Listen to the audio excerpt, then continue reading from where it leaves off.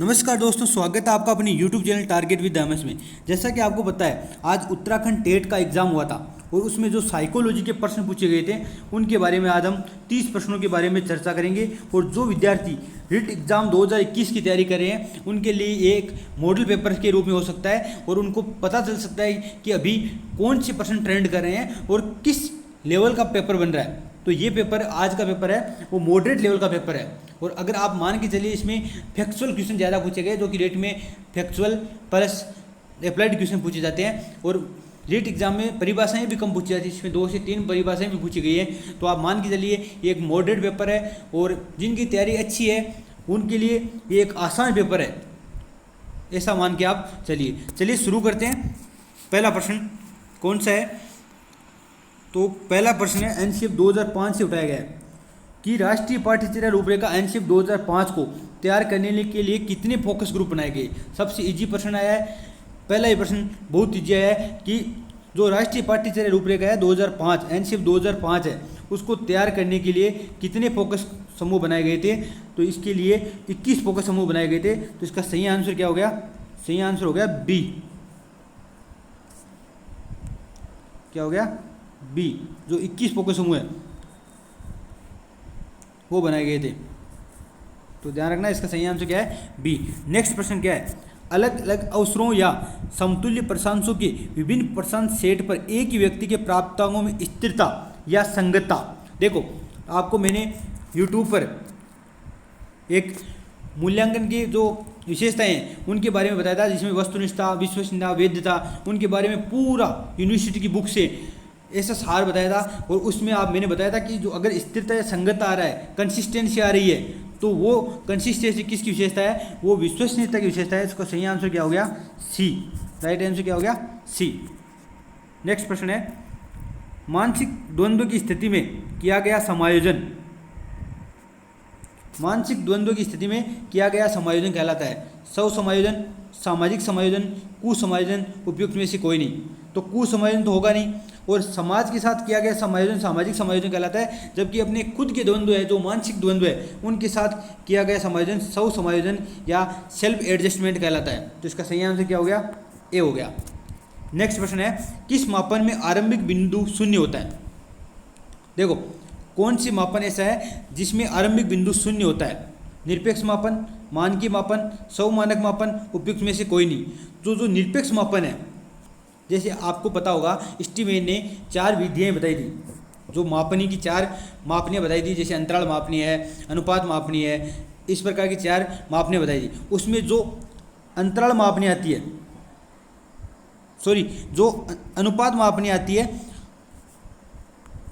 जो अनुपात मापनी आती है, उसमें निरपेक्ष मापन होता है और उसका आरंभिक बिंदु शून्य होता है और उसमें यथार्थ मापन किया जाता है, वास्तविकता का मापन किया जाता है। इसलिए इसका सही आंसर हो गया निरपेक्ष मापन, ऑप्शन ए, जिसे बोलते हैं एब्सोल्यूट मेजरमेंट। नेक्स्ट प्रश्न है अधिगम वक्र के प्रथम सोपान में स्थिति होती है प्रारंभिक में तेजी, पठार, नीचे की ओर ढाल, उपयुक्त में से कोई नहीं। तो जो अधिगम वक्र बनते हैं उसका जो प्रथम सोपान होता है, तो इसका आप इंग्लिश टर्म देखें तो देखो इनिशियल स्पर्ट। तो पहला ही जो सोपान है, 4 स्टेज होती है, आपको पता होगा। पहली इनिशियल स्टेज, दूसरी मिडिल स्टेज, तीसरी प्लेटो और चौथी एंड स्पर्ट या एंड स्टेज होती है। तो इनिशियल जो स्पर्ट है, प्रारंभिक में क्या होती है? तेजी होती है। कोई भी वस्तु या किसी भी हम अधिगम कर रहे हैं तो जो प्रारंभिक सोपान होता है उसमें सीखने की क्षमता तेज होती है और फिर धीरे धीरे कम होते हुए प्लेटो पठार बनने लग जाता है। तो इसका सही आंसर हो गया प्रारंभिक तेजी, इनिशियल स्पर्ट। नेक्स्ट प्रश्न है डिस्कैल्कुलिया संबंधित है। जैसा आपने सबने पढ़ा होगा, डिस्कैल्कुलिया गणना से संबंधित है, गणितीय विकार है। तो अक्षरों को लिखने से ये तो डिस्ग्राफिया हो गया, खराब हंसने से ये भी डिस्ग्राफिया है, उच्चारण से ये भी नहीं है। तो इसका मतलब सही आंसर क्या हो गया? अंकों को समझने से, मतलब जो नंबरिंग, अंडरस्टैंड द डिजिट्स को समझना, अंकों को समझना, कैलकुलेशन नहीं कर पाना, ये सब डिस्कैल्कुलिया के लक्षण है। तो इसका सही आंसर क्या हो गया? डी। नेक्स्ट प्रश्न है मनोवैज्ञानिक फ्राइड मनुष्य के भीतर मनुष्य, मतलब मैन इन ए मैन, मतलब मनुष्य के भीतर मनुष्य किसे मानता है? इदम को, अहम को, परा अहम को, उपयुक्त में से कोई नहीं। तो जो मनोवैज्ञानिक फ्राइड है वो मनुष्य के भीतर मनुष्य अहम को मानते हैं। जबकि परम अहम को मानते हैं एंजल इन ए मैन, मतलब देवता, मनुष्य के अंदर देवता परम अहम को मानते हैं, जबकि मनुष्य के अंदर दैत्य जो राक्षस है वो मानते हैं इदम को, और मनुष्य के अंदर मनुष्य अहम को मानते हैं जो वास्तुता के सिद्धांत पर कार्य करता है। नेक्स्ट प्रश्न है, सूक्ष्म शिक्षण की योजनाओं का सही क्रम क्या है? जो सूक्ष्म शिक्षण होता है, माइक्रो टीचिंग है, उसकी योजनाओं का सही क्रम क्या है? पाठ योजना, शिक्षण, प्रतिपुष्टि, पुनः पाठ योजना, पुनः शिक्षण, पुनः प्रतिपुष्टि। इसके 4 ऑप्शन दिए गए हैं, आप पढ़ सकते हैं। तो जो सूक्ष्म शिक्षण है, माइक्रो टीचिंग है, उसकी क्रियाओं का जो सही क्रम है, जो एनसीईआरटी में 36 मिनट की जो पाठ योजना तैयार की जाती है, उसका सही क्रम होता है, पहले पाठ योजना तैयार की जाती है, उसके बाद पाठ योजना का शिक्षण कराया जाता है, और शिक्षण कराने के बाद जो साथी छात्राध्यापक है या साथी जो है उनसे फीडबैक लिया जाता है, उसके बाद वापस पाठ योजना बनाई जाती है, वापस शिक्षण कराया जाता है और वापस प्रतिपुष्टि दी जाती है। इसका मतलब ये 6 सोपान है और ये कार्य 36 मिनट में पूरा होता है। तो इसका सही आंसर क्या हो गया? ए, पाठ योजना, शिक्षण, प्रतिपुष्टि, पुनः पाठ योजना, पुनः शिक्षण, पुनः प्रतिपुष्टि। नेक्स्ट प्रश्न है, परबलन सिद्धांत के प्रतिपादक है। देखो, पावलोव, स्किनर, थॉर्नडाइक, सीएल हल। तो परबलन सिद्धांत आ जाए तो इसका सही आंसर हो गया सीएल हल। सीएल हल ने परबलन सिद्धांत दिया था, जबकि अपने सिद्धांत में पुनर्बलन या परबलन को महत्वपूर्ण किसने माना था? तो वो माना था स्किनर ने। तो आपको ध्यान रखना, परबलन सिद्धांत पूछा है तो क्लार्क एंड हल, क्लार्क लियोनार्ड हल। ये देखो निष्पत्ति, नेक्स्ट प्रश्न है, निष्पत्ति बराबर योग्यता प्लस अभिप्रेरणा का समीकरण किसने दिया था? Woodworth, Morgan, Maslow, fried. तो ये समीकरण देने वाले थे विलियम वुडवर्थ। और वुडवर्थ ने एक स्टेटमेंट दिया था कि जो अभिप्रेरणा है वो योग्यता उत्पन्न करती है, मतलब अभिप्रेरणा की वजह से व्यक्ति में योग्यता आती है, और योग्यता और अभिप्रेरणा मिलकर निष्पत्ति मतलब अचीवमेंट प्राप्त करती है। तो इसका सही आंसर क्या हो गया? वुडवर्थ। नेक्स्ट प्रश्न है, डेविस के अनुसार शिक्षण अधिगम प्रक्रिया का सही क्रम क्या है? जो डेविस ने शिक्षण अधिगम प्रक्रिया के 4 चरण बताए थे, उनका 4 चरणों का क्रम क्या है? पहला है व्यवस्था करना, नियोजन करना, नियंत्रित करना और अग्रसर करना। व्यवस्था करना पहला नहीं था, इनके 4 चरण जो थे वो थे, पहला चरण था नियोजन करना, प्लानिंग बनाना, व्यवस्था करना, ऑर्गेनाइजिंग, अग्रसर करना, अग्रसर करना को बोलते हैं लीडिंग, और नियंत्रण करना कंट्रोलिंग। ये 4 चरण थे, पहला नियोजन करना, फिर व्यवस्था करना, फिर अग्रसर करना और फिर नियंत्रण करना। ये 4 चरण डेविस ने दिए थे। नेक्स्ट प्रश्न है, नई तरह की शिक्षा व्यवस्था यथा जैसे मुक्त शिक्षा, पत्राचार शिक्षा आदि का औचित्य निम्न में से किस कारण से है? मतलब ये पत्राचार शिक्षा और मुक्त शिक्षा है, जो हम पत्राचार निरौपचारिक शिक्षा है बोलते हैं, जैसे मुक्त शिक्षा है, पत्राचार शिक्षा है, जैसे इग्नू वगैरह से, इनका औचित्य किस कारण है? निरक्षरता कम करने की दृष्टि से, बेरोजगार कम करने की दृष्टि से, शिक्षा पर होने वाले खर्च को कम करने की दृष्टि से, शैक्षिक अवसरों की समानता बढ़ाने की दृष्टि से। तो अब इस प्रश्न का आंसर देखो, ये तो नहीं होगा और ये भी नहीं होगा। अब इसके 2 ऑप्शन है, निरक्षरता कम करने की दृष्टि से या शैक्षिक अवसरों की समानता बढ़ाने की दृष्टि से। तो इसके मेरे अनुसार जो आंसर होना चाहिए वो होना चाहिए डी। बाकी जो उत्तराखंड बोर्ड है वो इसका आंसर क्या मानता है ये इस पर डिपेंड करता है। इस पे प्रश्न पे दोनों ऑप्शन सही लग रहे हैं, लेकिन सही आंसर, ज़्यादा सही सटीक आंसर है शैक्षिक अवसरों की समानता बढ़ाने की दृष्टि से जो मुक्त शिक्षा या पत्राचार शिक्षा लागू की जाती है। वैसे निरक्षरता को कम भी करती है, लेकिन इसमें से सही औचित्य लग रहा है वो डी लग रहा है मेरे को, तो आप इसको देख लेना। नेक्स्ट प्रश्न है, चालक शक्ति का वह मौलिक स्रोत है जो व्यक्ति को क्रियाशील कर देता है, किसने कहा है? डेशियल, बोरिंग, गेट्स और फ्रेंडसन। ये एक परिभाषा से पूछा गया प्रश्न है। और चालक शक्ति का वह मौलिक स्रोत है जो व्यक्ति को क्रियाशील कर देता है, ये भी परिभाषा पूछी गई है। और ये आप देखना कि किसकी परिभाषा है। मेरे अनुसार होने तो गेट्स होना चाहिए, उन्होंने ऐसी परिभाषा दी थी, लेकिन ये परिभाषा एक मौलिक स्रोत के रूप में मानी गई है। तो इसका भी आंसर मैं आपको नहीं बता रहा, क्योंकि इसका आंसर कन्फर्म नहीं पता है कि कौन सा आंसर होगा, और गलत बता के आपको कोई फायदा नहीं है। इसलिए आपको इसका आंसर आप अगर आपको मेरे को पता चलेगा तो मैं आपको बता दूंगा। ये परिभाषा है, जैसी सामान्य जो परिभाषाएं आप रीट में पढ़ते हैं या आप कोई सी भी एग्जाम के लिए सामान्य परिभाषाएं पढ़ते हैं, उनमें यह परिभाषा नहीं आती है। ये गेट्स की परिभाषा दूसरी परिभाषा आती है। अब इसको चेंज करके थोड़ा सा परिवर्तित करके डाला गया है। हो सकता है गेट्स की परिभाषा हो या हो सकता है किसी दूसरे की परिभाषा हो। नेक्स्ट प्रश्न है, बुद्धि का समूह कारक सिद्धांत दिया गया है जॉनसन व स्टर्न द्वारा, थॉर्नडाइक द्वारा, थ्रस्टन द्वारा, गिलफोर्ड द्वारा। तो जो बुद्धि का जो समूह कारक सिद्धांत है, ग्रुप फैक्टर थ्योरी है, वो थ्रस्टन के द्वारा दी गई है, जिन्होंने पीएमए दी थी, 7 पीएमए दी थी, प्राइमरी मेंटल एबिलिटीज, प्राथमिक मानसिक योग्यताएं। किसके अनुसार विकास परिवर्तनों की वह श्रृंखला है जिसमें जीव भ्रूणावस्था से परिपक्वता की अवस्था तक पहुंचता है। ये स्टेटमेंट किसका है, ये पूछा है।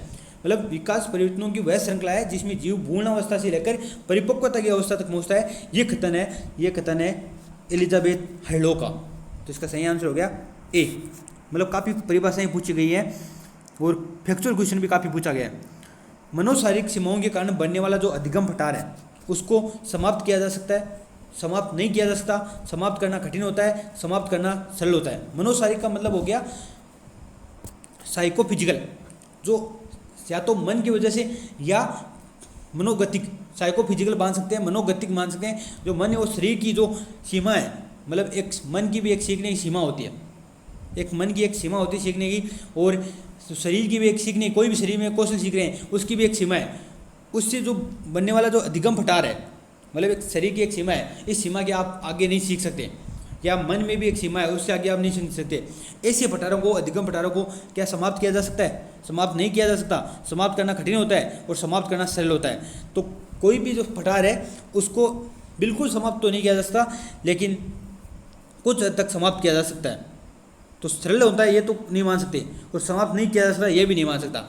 अब समाप्त करना कठिन होता है, जो मन की सीमाओं के कारण या जो शरीर की सीमाओं के कारण जो अधिगम पठार बन रहा है उसको समाप्त करना थोड़ा कठिन होता है और समाप्त किया भी जा सकता है। तो इसके भी दोनों आंसर लग रहे हैं। सही आंसर बात करें तो मेरे हिसाब से ए होना चाहिए, समाप्त किया जा सकता है किसी शारीरिक सीमाओं के कारण जो अधिगम पठार आ रहे हैं। या वैसे अगर बात करें शारीरिक सीमाओं की, तो अगर किसी शारीरिक सीमा के उपरांत आप किसी को समाप्त नहीं कर सकते, ये भी सही आंसर है। तो इसका मेरे हिसाब से ए और सी में से आंसर होगा। अब कौन सा मानती है वोट, ये डिपेंड करता है। ऐसा प्रश्न पहले आया हुआ नहीं है तो आप देख लेना। क्रियात्मक शोध का सीमांकन होता है, मतलब एक लिमिटेशन क्या है, जो हम एक्शन रिसर्च पढ़ते हैं उसकी एक लिमिटेशन क्या है? वैज्ञानिक न होना, परिकल्पना का न होना। देखो वैज्ञानिक तो होती है, परिकल्पना भी होती है, सामान्यीकरण न किया जाना, शोध का अभिकल्प न होना। तो इसका सही आंसर है सामान्यीकरण नहीं किया जाना। ये इसकी लिमिटेशन है कि जो क्रियात्मक शोध है उसका सामान्यीकरण नहीं किया जा सकता, ये इसकी एक क्या है, लिमिटेशन है। शिक्षा का अधिकार अधिनियम 2009 भारतीय संविधान के किस अनुच्छेद से संबंधित है? तो जो RT 2009 लागू हुआ था वो 21A अनुच्छेद से संबंधित है। तो ये तो आपको आना चाहिए, 21A से संबंधित है। तो इसका सही आंसर हो गया डी। नेक्स्ट प्रश्न है, शब्दों, अंकों में सूत्रों को समझने की कौन सी बुद्धि आवश्यकता है? जो थॉर्नडाइक ने बुद्धि के 3 प्रकार बताए थे, सामाजिक बुद्धि, अमूर्त बुद्धि और मूर्त बुद्धि, उनमें पूछा है शब्दों को, अंकों को और सूत्रों को समझने के लिए कौन सी बुद्धि आवश्यक है? देखो अगर जो सामाजिक बुद्धि है वो राजनेता वगैरह में पाई जाती है, मूर्त बुद्धि है वो आर्किटेक्ट है, व्यवसायी है, उनमें पाई जाती है। अब शब्दों को, जो शब्दों को समझ रहा है जैसे कवि मान लो, लेखक मान लो, इसमें अमूर्त बुद्धि पाई जाती है। जो अंकों को समझ रहा है जैसे गणितज्ञ है, सूत्रों को समझने वाला, अंकों को समझने वाला, और इनमें भी अमूर्त बुद्धि पाई जाती है। तो इसका सही आंसर क्या हो गया? अमूर्त बुद्धि, राइट आंसर बी। नेक्स्ट प्रश्न है, सतत एवं व्यापक मूल्यांकन में व्यापक मूल्यांकन शब्दावली का तात्पर्य क्या है? जो सतत एवं व्यापक मूल्यांकन पढ़ते हैं उसमें व्यापक मूल्यांकन जो शब्दावली है इसका क्या तात्पर्य है? सभी विषयों का मूल्यांकन, शैक्षिक क्षेत्र का मूल्यांकन, शैक्षिक और शैक्षिक क्षेत्र का मूल्यांकन, शैक्षिक क्षेत्र का मूल्यांकन। तो इसका सही आंसर होगा वो होगा सी, शैक्षिक और शैक्षिक क्षेत्र का मूल्यांकन है वो सतत एवं व्यापक मूल्यांकन में। व्यापक मूल्यांकन, व्यापक अर्थ यही होगा शैक्षिक क्षेत्र का मूल्यांकन करो और शैक्षिक क्षेत्र का मूल्यांकन करो। तो इसका अर्थ हो गया शैक्षिक और शैक्षिक क्षेत्र का मूल्यांकन। बाकर मेहंदी का जो शाब्दिक सृजनात्मक चिंतन परीक्षण है उसमें कितने शाब्दिक उपपरीक्षण है? ये भी फैक्चुअल क्वेश्चन है। जो बाकर मेहंदी का जो सृजनात्मक चिंतन का परीक्षण है उसमें कितने शाब्दिक उपपरीक्षण है? तो याद रखना उसमें 4 शाब्दिक है और 3 अशाब्दिक है। 4 शाब्दिक परीक्षण है, 3 अशाब्दिक परीक्षण है। तो इसका सही आंसर हो गया डी। अभिक्रमित अधिगम के शाक्य अभिक्रम का विकास किसके द्वारा किया गया? जो अभिक्रमित अधिगम है उसके जो शाक्य अभिक्रमित अनुदेशन है उसका विकास किसके द्वारा किया गया है? तो स्किनर, नॉर्मन क्राउडर, गिलबर्ट और केलर। तो जो रेखीय अभिक्रमित अनुदेशन है उसका तो क्या था? स्किनर ने। और जो शाक्य अभिक्रमित अनुदेशन है उसका क्या था? नॉर्मन क्राउडर ने। और जो अवरोही अभिक्रमित अनुदेशन है उसका क्या था? गिलबर्ट ने। नेक्स्ट प्रश्न है, क्रेचमर के अनुसार कौन सा व्यक्तित्व का प्रकार नहीं है? तो क्रेचमर ने लंबकाय, सुडोलकाय, गोलकाय ये तीनों बताए थे, लेकिन ये अंतर्मुखी वाला नहीं बताए थे। अंतर्मुखी जो कि एक मनोविश्लेषण आधार पर किया गया वर्गीकरण है और जो कि कार्ल युंग के द्वारा किया गया है। और क्रेचमैन ने 4 बताए थे, लंबकाय, सुडोलकाय, गोलकाय और एक पिकनिक। इंग्लिश में बात करें तो एस्थेनिक, एथलेटिक, पिकनिक और डिस्प्लास्टिक। एक को बताया था डिस्प्लास्टिक जो मिश्रित काय होता है। नेक्स्ट प्रश्न है, ट्रेवर्स के अनुसार अभिवर्ती का अर्थ है व्यवहार के लक्षण, इस तरह की प्रतिक्रिया देने के लिए तत्परता जिसमें व्यवहार को एक निश्चित दिशा दी जाती है, अधिगम की क्षमता, व्यवहार परिवर्तन। जो नजरिया है, जो एटीट्यूड है अपना, उसको ट्रेवर्स के अनुसार अभिवर्ती का अर्थ क्या है? तो ट्रेवर्स के अनुसार अभिवर्ती का जो अर्थ है वो है इस तरह की जो प्रतिक्रिया देने के लिए तत्परता जिसमें व्यवहार को एक निश्चित दिशा दी जाती है। एक मतलब अभिवर्ती होती है, एक नजरिया होता है व्यक्ति का, एक एटीट्यूड होता है, उसमें प्रतिक्रिया देने के लिए तत्परता होती है कि व्यक्ति एक निश्चित दिशा में ही प्रतिक्रिया देगा। अब किसी व्यक्ति के पास गलत नजरिया है, किसी व्यक्ति या किसी वस्तु के प्रति अपना गलत नजरिया है, तो हम उसके जो व्यवहार करेंगे उसके प्रति उसको एक निश्चित दिशा, एक गलत दिशा में ही व्यवहार करेंगे। ये एक प्रतिक्रिया देने के लिए तत्परता होती है और ये अभिवर्ती का अर्थ है। इसके अनुसार सीखना आदतों, ज्ञान और अभिवर्तियों का अर्जन है। ये पुनः परिभाषा पूछी गई है। तो सीखना आदतों, ज्ञान और अभिवर्तियों का अर्जन है, एक सामान्य सी परिभाषा है जो कि क्रो एंड क्रोक के द्वारा दी गई है। अभिप्रेरणा का स्वास्थ्य सिद्धांत, अभिप्रेरणा स्वास्थ्य सिद्धांत किसके द्वारा विकसित किया गया? ये प्रश्न पूछा गया है और बहुत इंपॉर्टेंट प्रश्न पूछा गया है। आप मान के चलिए रिट एग्जाम में भी ऐसे प्रश्न पूछे जाने की संभावना है। जो अभिप्रेरणा में हम 2 या 3 सिद्धांत पढ़ लेते हैं और चले जाते हैं, तो आप ध्यान रखना ये अभिप्रेरणा के जो द्विघटक सिद्धांत आपने पढ़ा था 2 फैक्टर थ्योरी, उससे पूछा गया जो फ्रेडरिक हर्ट्जबर्ग के द्वारा दिया गया था। और उसमें 2 घटक बताए थे इन्होंने, एक तो आरोग्य घटक बताया था और एक बताया था अभिप्रेरक घटक। आरोग्य घटक को इंग्लिश में बोलते हैं हाइजीन फैक्टर, और जो वातावरण से प्रभावित होता है, जबकि जो अभिप्रेरक घटक है वो उपस्थिति और प्रगति से प्रभावित होता है, जिसे वो मोटिवेटर बोलते हैं। अब अगर आप यहाँ से नहीं समझ पा रहे हैं तो आप यहाँ देखो, मोटिवेशन हाइजीन थ्योरी। अब हाइजीन मोटिवेशन थ्योरी है, ये हर्ट्जबर्ग के द्वारा दी गई है, इसे द्विघटक सिद्धांत के नाम से भी जाना गया है। तो इसका सही आंसर हो गया ए। नेक्स्ट प्रश्न है, कोल सेनिक ने मानव विकास की अवस्थाओं को कितने स्तरों में विभाजित किया है? जो कोल सेनिक थे उन्होंने मानव विकास की अवस्थाओं को कितने स्तरों में विभाजित किया है, ये आपको बताना है। 4, 6, 8 और 10। जो कोल सेनिक थे इन्होंने मानव विकास की जो अवस्थाएं हैं उनको 8 स्टेजेज में विभाजित किया है और इन्होंने 8 स्टेज बताई थी। पहला बताया था प्रीनेटल, पूर्व जन्म काल, नियोनेटल, जन्म से 3 या 4 सप्ताह तक बताया था। आरंभिक शिशु बताया था 1 माह से 15 माह तक। उत्तर शिशु है पूर्व बाल्यकाल, मध्य बाल्यकाल, उत्तर बाल्यकाल, किशोरावस्था। देखो, पूर्व जन्म काल शैशव, आरंभिक शैशव, उत्तर शैशव। शैशव की 3 भाग कर दिए इन्होंने। एक तो प्रीनेटल हो गया, जन्म से पूर्व का समय।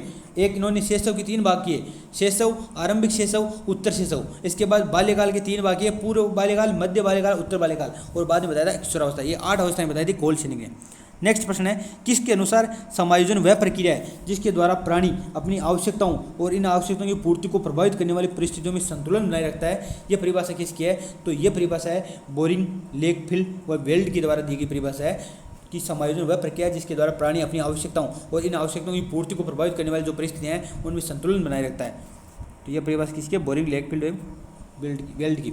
शिक्षा के प्रति छात्रों की अभिव्यक्ति प्रभावित होती है। जो छात्रों की जो अभिव्यक्ति है शिक्षा के प्रति वो किससे प्रभावित होती है? वंशक्रम से, बुद्धि से, वंशक्रम एवं वातावरण से, बुद्धि एवं वातावरण से, और वंशक्रम एवं वातावरण से। तो जो अभिव्यक्ति है वो वंशक्रम एवं वातावरण दोनों से प्रभावित होती है। तो इसका सही आंसर हो गया डी। नेक्स्ट प्रश्न है, जब किसी एक परिस्थिति में अर्जित ज्ञान, अनुभव अथवा प्रशिक्षण का उपयोग व्यक्ति के द्वारा उसी प्रकार की लगभग समान परिस्थिति में किया जाता है तो इसे कहते हैं सीखने का क्षैतिज अंतरण, सीखने का ऊर्ध्वाधर अंतरण, सीखने का द्विपार्श्विक अंतरण और सीखने का ऋणात्मक अंतरण। तो जो अगर एक परिस्थिति में अर्जित ज्ञान या अनुभव प्रशिक्षण का उपयोग व्यक्ति के द्वारा उसी प्रकार की लगभग समान परिस्थिति में किया जा रहा है, देखो ये तो सकारात्मक अंतरण तो है, लेकिन सकारात्मक अंतरण में कौन सा सकारात्मक अंतरण है? तो अगर समान परिस्थिति में किया जा रहा है, जैसे आज आपने जोड़ सीखी और किसी बच्चे ने जोड़ सीखी और घर जाकर उस जोड़ का समान परिस्थिति में उपयोग कर रहा है, या सब्जी लाने गया और उसमें पैसों की जोड़ कर रहा है, तो वो होगा सीखने का क्षैतिज अंतरण। और अगर वह जोड़ का उपयोग गुणा में कर रहा है, ऊपर की गणना में कर रहा है, तो वो होगा सीखने का ऊर्ध्वाधर अंतरण। तो इसका सही आंसर हो गया ए, सीखने का क्षैतिज अंतरण। ये 30 प्रश्न आपके कंप्लीट होते हैं। अब आपको बताना है इस 30 में से आपके कितने सही हो रहे हैं। अगर इस 30 प्रश्नों में से आपके 24 या 25% सही हो रहे हैं तो आप मान के चलिए आपकी तैयारी स्ट्रोंग है। 25%, 26% इतने सही हो रहे हैं तो आप मान के चलिए आपकी तैयारी स्ट्रोंग है। और अगर इससे कम हो रहे हैं या चलो 20 से कम हो रहे हैं जिनके, वो मान के चलिए कि आपने कुछ फैक्चुअल प्रश्न बहुत कम ध्यान दिया है। और अगर ऐसा जो अभी ट्रेंड चल रहा है प्रश्नों का, जो आरपीसी ने पूछ रही है, जो उत्तराखंड में पूछे हैं, तो ये पेपर फैक्चुअल प्रश्नों का तो रिट में भी पूछे जाते हैं, इसलिए थोड़ा सा आपको तैयारी को बढ़ाना है, घबराना नहीं है बिल्कुल भी। 45 दिन बच्चे हैं, 50 दिन बच्चे हैं, जो भी बच्चे हैं उसमें आपको तैयारी करते जाना है। चलिए मिलते हैं नेक्स्ट वीडियो में, धन्यवाद।